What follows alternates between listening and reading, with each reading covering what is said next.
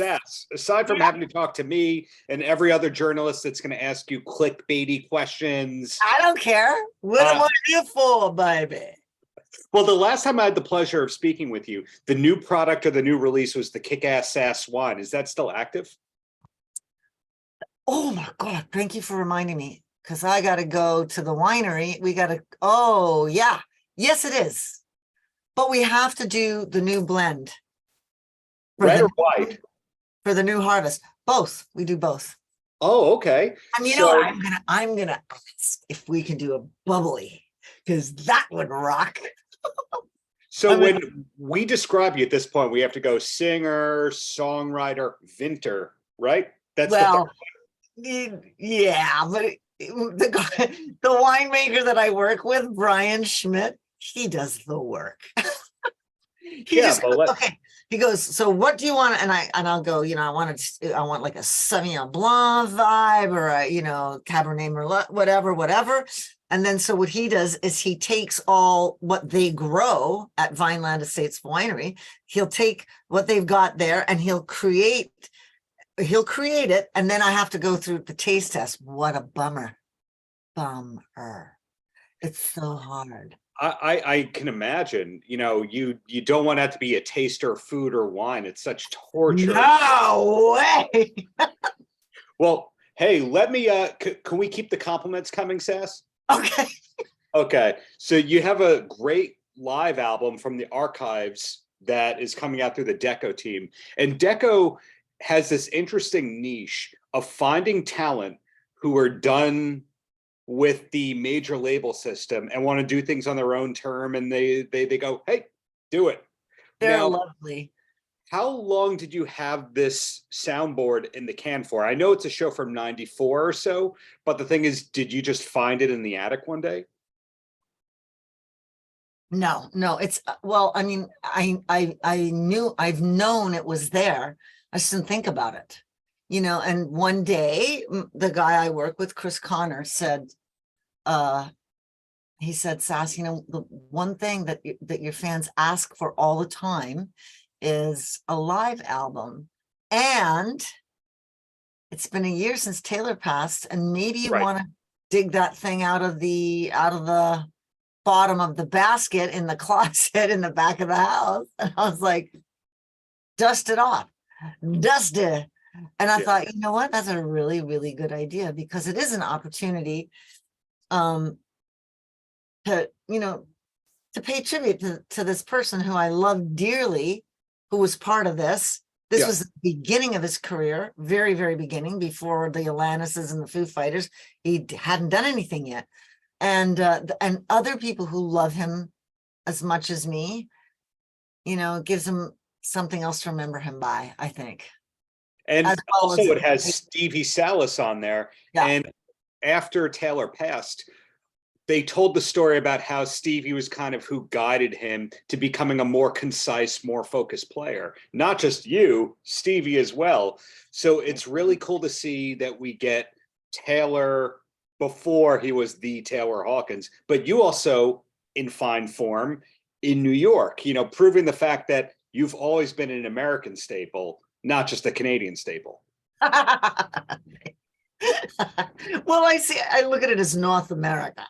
North America. I've never played in South America or Central America. So I've never been there. I've never been to Australia or New Zealand.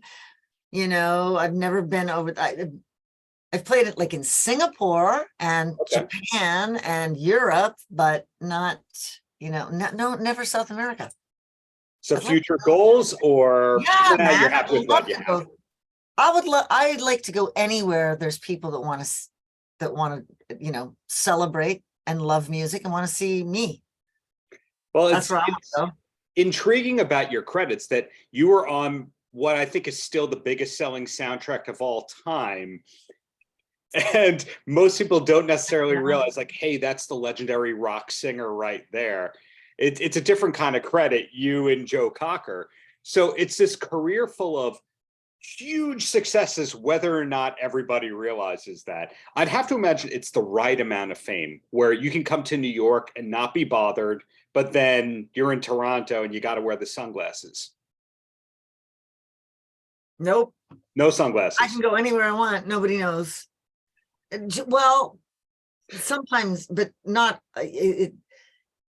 It's so weird. It's like some days, everywhere I go, somebody will say something, but most of the time, nothing. And as years go by, because you always have. Well, I have always had like these bursts of where I'm really in everybody's face, and then you go away because something else comes out, which is the way it should be, if you ask me. And yes, it's the most perfect, manageable level of fame. Although I have to say, I can deal with it more now. Okay. Have the tools and the awareness of how to deal with that, because it can be very invasive and unpleasant. I wouldn't recommend fame. Anonymity is a gift. But anyway, but the fact remains that I do have the tools to deal with that stuff now. So it's a lot easier. Hence why you are the nicest Van Halen singer, past or present. I don't know about that, kid. Yeah, I think I wasn't the singer. I was never the singer.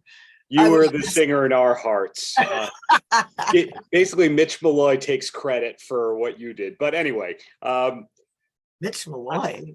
Who's that? Well, what always happens with these blabbermouth clickbait articles is they say Mitch Malloy, the singer who was taking over after Sammy Hagar was gone from Van Halen, and they don't necessarily put your name there. And I think there was one other person, and Gary, and you all kind of overlapped in a way.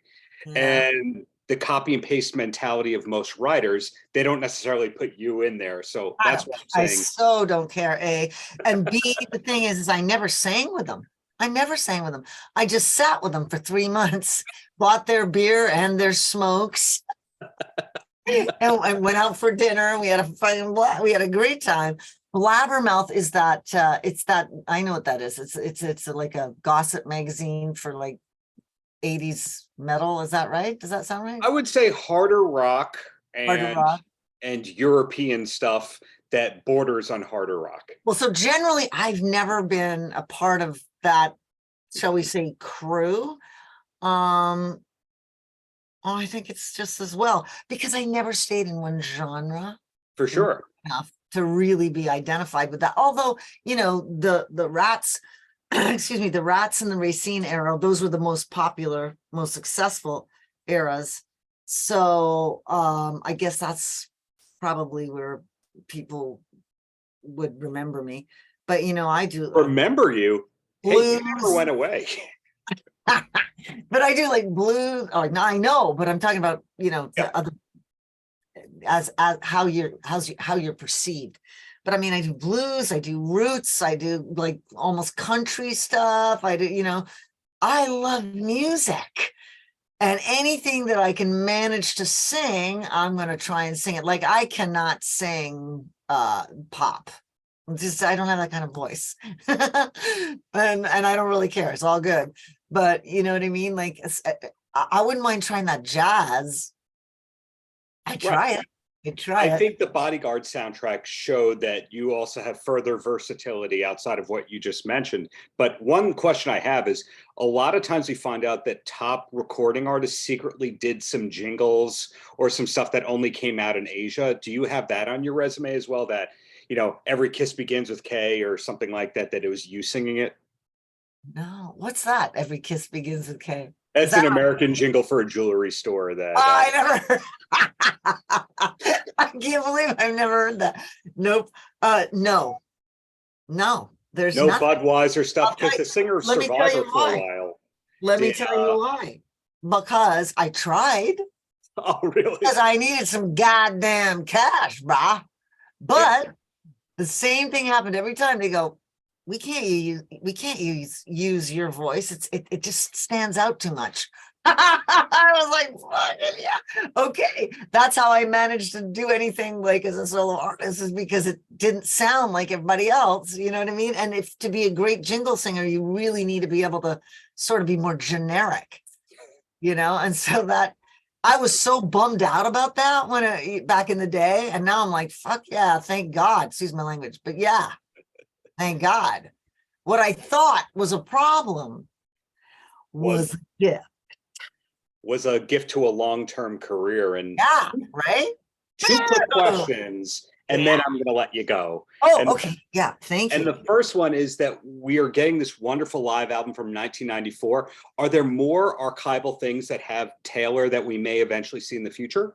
Yeah, but it's not of the same quality. So anything else that I have another recording from this same tour that was live in Detroit.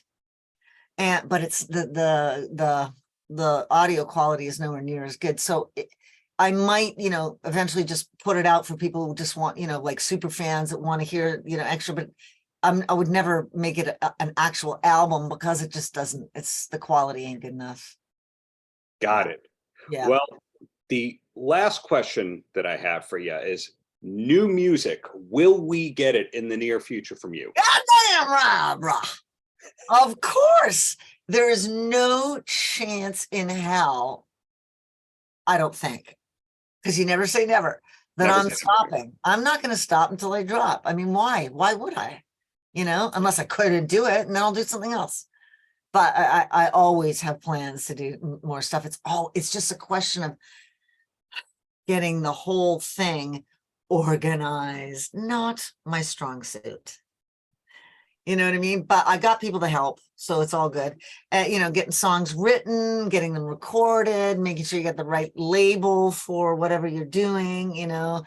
I have plans in the can for another record. Oh my God, I'm so excited about that one. I don't know if that's going to happen, but it's covers. It's covers. Okay. Cool as hell, in my opinion. Anyways, but there'll be more original new music as well, for sure, and a whole lot more shows. And wine. And booze. Well, hey, thank you for the many years of great music. I'm glad that you're not slowing down, yet also opening up. No way, Jose. Ain't gonna happen. Well, we need it more than ever. We need music, we need joy, we need celebration, we need community and connectivity. Yeah. Well, I hope to see you live in New York in the very near future. But till then, just keep up all the greatness, Sass. Thank you, my love. Great talking to you. Likewise. Have a great rest of the day. Okay, now watch me try and get out of this. Paltrocast.